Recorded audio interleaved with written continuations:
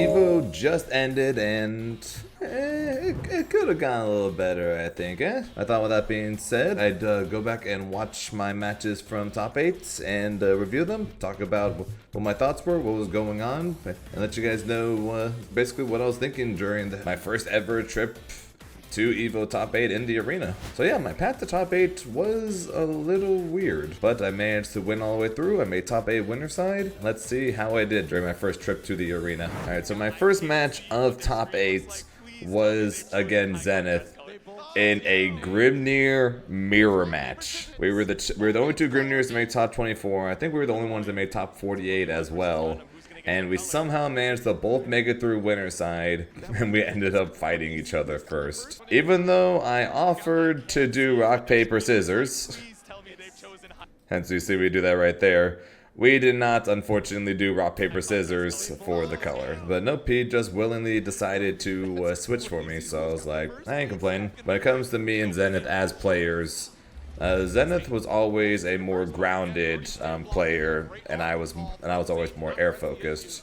But watching his matches during Evo, he's kind of started playing a lot more like me, where he's putting the tornado in front, setting up seals, doing a lot more air dashes. And one thing I could tell very quickly was just in general what his notes about me were. Go for throw baits a lot. So I do typically have a habit of always trying to tech throw with throw. We both have a very clear idea of what the other wants to do. Hence all the mashing that both of us have been doing. Nice little spot dodge here. We're setting up two seals, a couple gale dashes to get this first hit, and we like that. So yes, on one hand that match looked very stupid. On another hand though, Grimnirs tend to not mash far M, right? So off of this block guard cancel, of course I'm negative. But he can't really set up any form of pressure from this far. So he's gotta either go for a 6-6L or he's gotta press one of the farther buttons. I'm just going to mash because I think he's going to run forward in order to try and get some sort of pressure going. And he did, and he died for it. And unfortunately, that same thing comes back to bite me later, but that's for later. And for the most part, and you see that I look fairly calm, and that's because for the most part I was, honestly. Going into my match against Beepaw to make it to the arena, I was shaking and incredibly nervous. But actually, in the arena itself, I honestly was not that nervous. And there's the match I was talking about before, where it put me back. He missed, but he knows that I'm so far away that I'm probably going to do something else, be it try to escape the corner, run towards him. So he's just like, I'm gonna mash. So what I used against him earlier, right back at me, I guess, right? I think for the most part, the Japanese players had an idea of how I played and knew, and basically I think they all had similar notes probably on what to do against me, which was go for a lot of throw baits and that I love to do far L, far H. I think that was probably everybody's notes. That's why you saw a lot of spot dodges from Zenith, why you saw a bunch of throw baits from him, why when we get to the next match, you'll see never-ending throw baits. And finally, I go for some form of Oki, and it's blocked. I go for that Oki, I think 4 times across his entire top 8, twice in this match. It hit a single time. Grimnir Oki. You used to be good. I swear. How ironic is it that the last couple hits I got on Zenith were, in a way, guard button checks. And then, as I had just said, we move on to winners finals, where I will fight Tororo, the Dark Tour champion. I really do not like the Grimnir versus Siegfried matchup. And Tororo knows that, and just knows in general that Grimnir does pretty well into Percival, and does not do very well into Siegfried, so he will.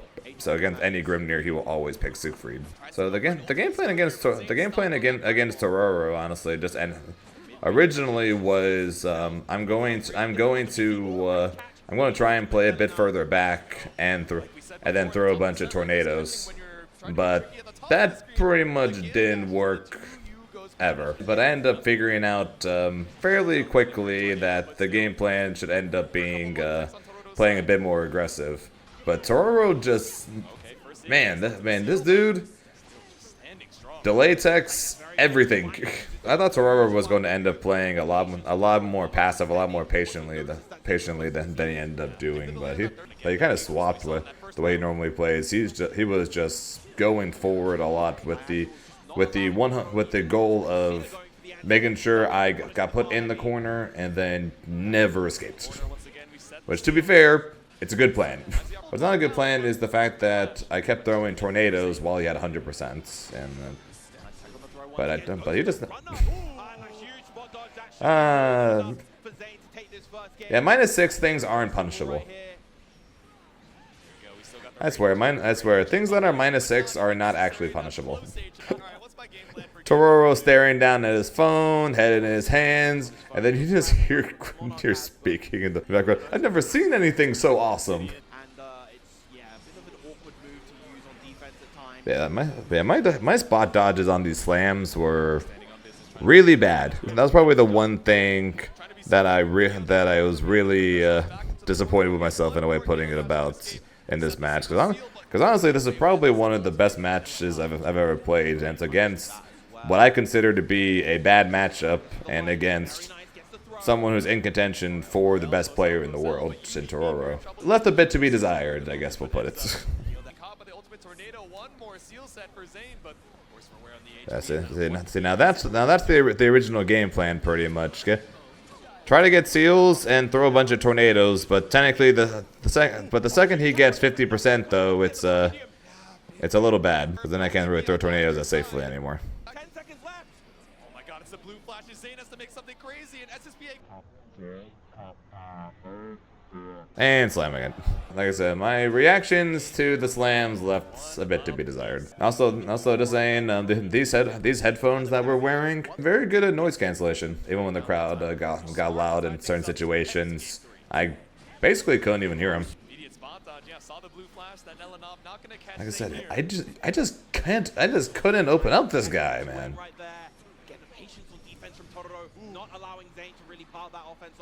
Every delay button didn't work. Every throw was either regular tech or delay tech. I just couldn't hit this guy, man. Ah, that 2M. Siegfried's normals in general, but that 2M alone is honestly probably the main reason behind why I consider this matchup so bad. And you just can't challenge it as Grimnir. Like I said, getting this guy to bite on defense is so difficult.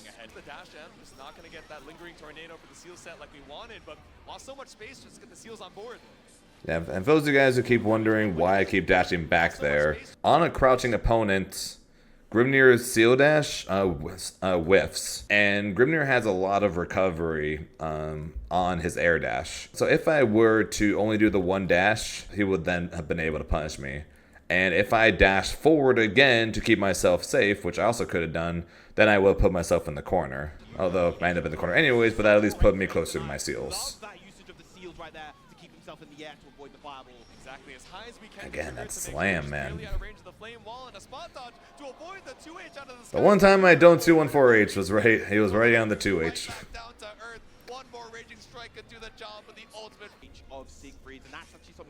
What I just mumbled to myself right there is exactly what I just said.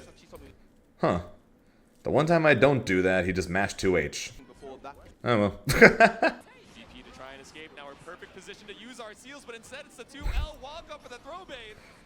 The drops. I may not look nervous, but and even though I don't think I felt all that nervous, You definitely see some nerves start to kick in this game with some very stupid drops on my part.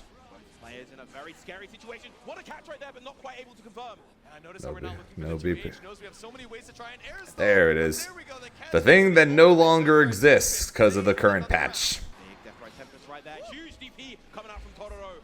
God, you cannot escape it. You cannot do anything to this guy. Good blocks.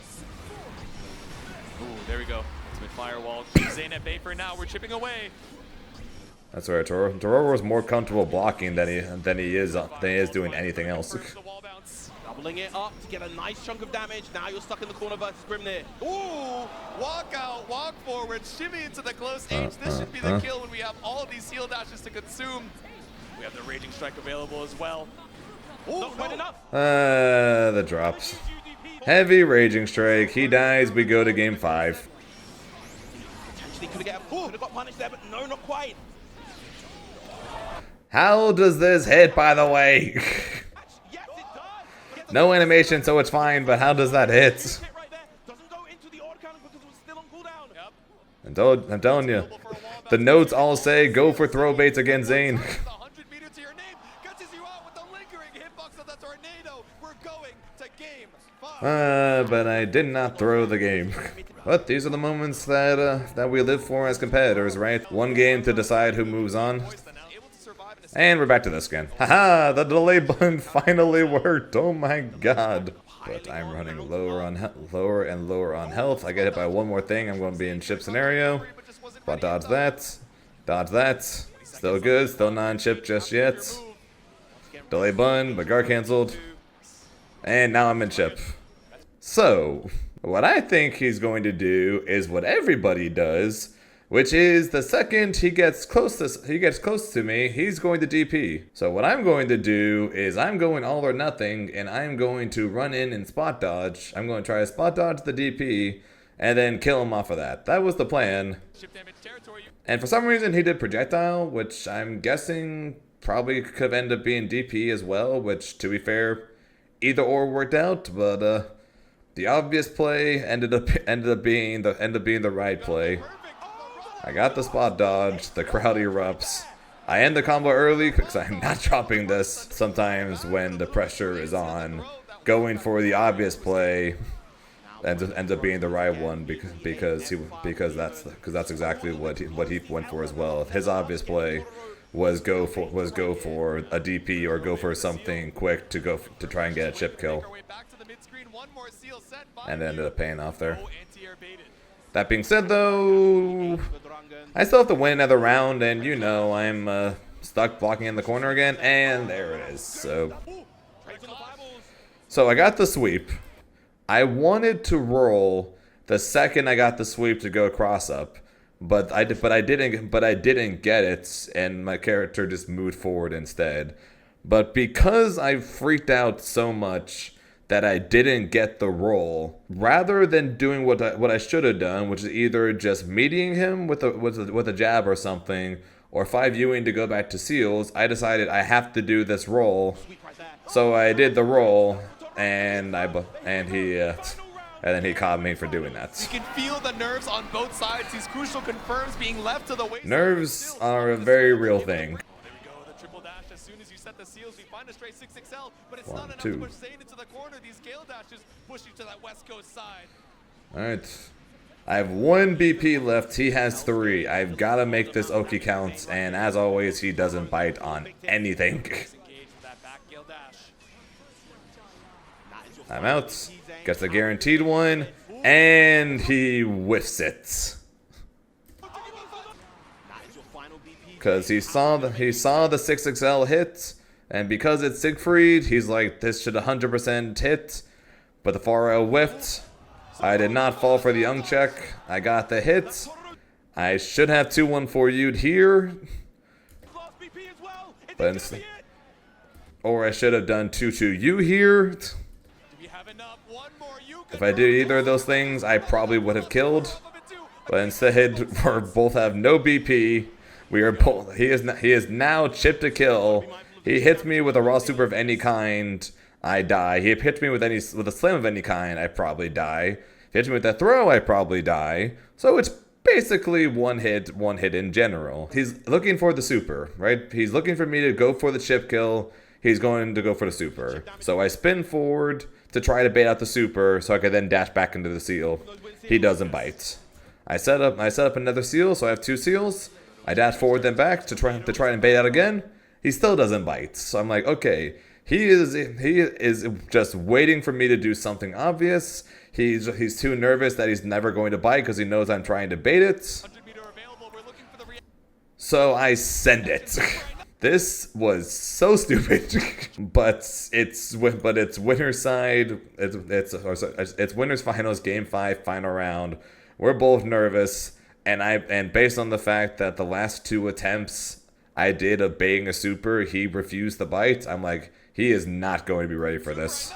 So for the first time ever, I beat Tororo, and then I make grand finals. So going into this match against Koji, I felt good in terms of how I'm playing. I didn't feel good about who my opponent was. I am 0-3 against Koji Koko in competitive sets. He has more experience probably than anyone else in the world at fighting Grimnir. He knows all the tricks, he knows all the moves, he knows the spacing, he knows everything, and it's going to be a very tough challenge. And here lies the thing that I'm kicking myself for still. Just about every time Koko had Delta Clock up against my offense, he basically mashed every chance he got, and I basically never punished him for it. And there it is again. I'm telling you, Beatrix getting Delta Clock at 30%.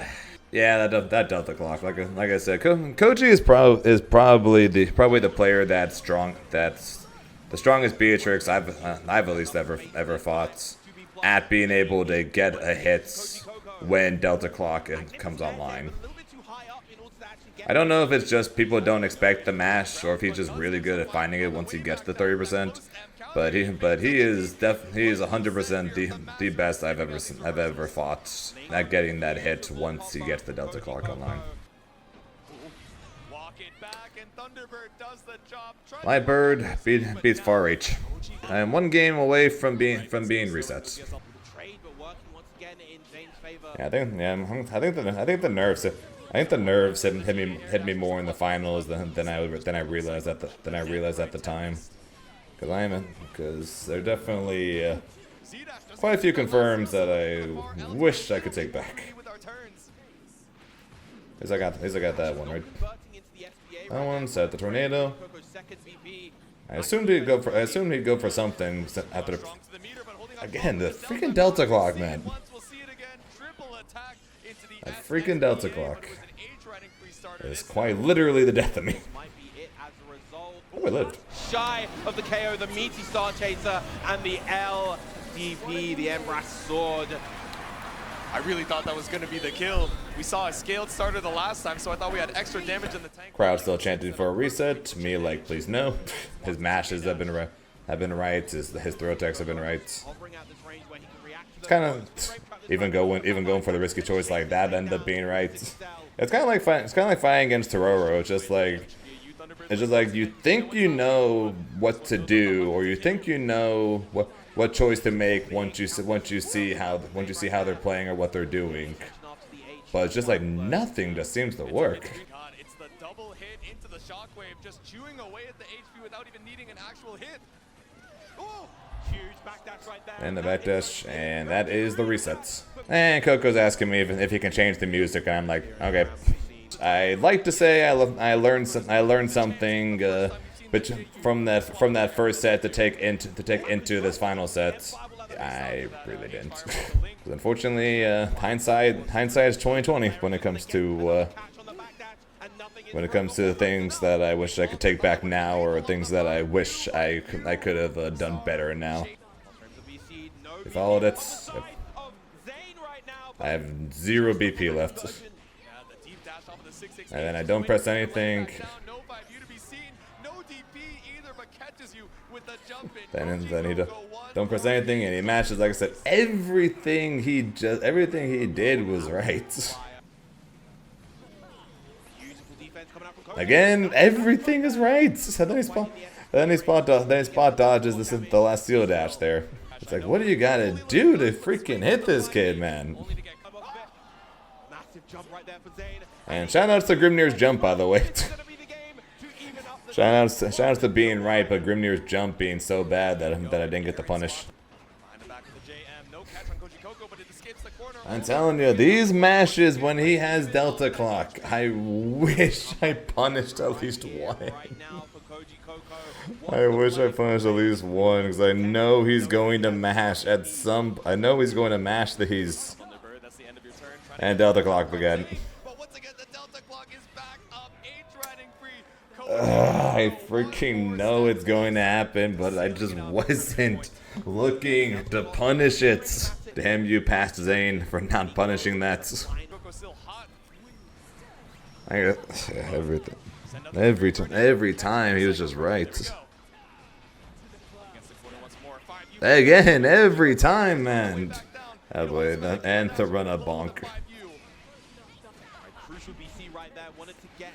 That might have been the one and only time that was probably like the closest I ever came to actually punishing him for mashing.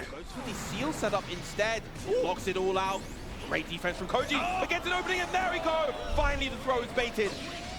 There we go. It only took the trickiest sandwich setup we've seen with the tornado. First time I went for that Oki in that top 8. One round away, and we get game 5. One round away, we go home. We'll want to see one more chapter, but how long is the book? We're pulling up close L for Koji Koko. Refresh the. What happens? I get trapped in the corner again. Available as well if he wants extra plus frames. Zag, good far heavy from Zane. Oh, the box extension actually prevented the bar. God. But it's huge. 2H from Koji Koko. He's close enough to the corner. Not quite. Even with the micro dash to sweep, not enough. Go, the 2U just a little bit short. Still such a big life lead here for Koji Koko. Once again, 50 meter on both sides, but you extended your hurt box in the side up. And there it is. 214M. Either 2-1. I either wanted 214M or I wanted a medium seal again. And I fat fingered the heavy button.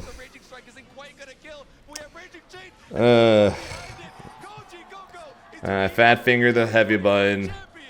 The prince has finally risen up to become the king here at Evo. And then I got knocked out. Me shaking my head there was not because Koko beat me. Because my God, the kid played out of his mind.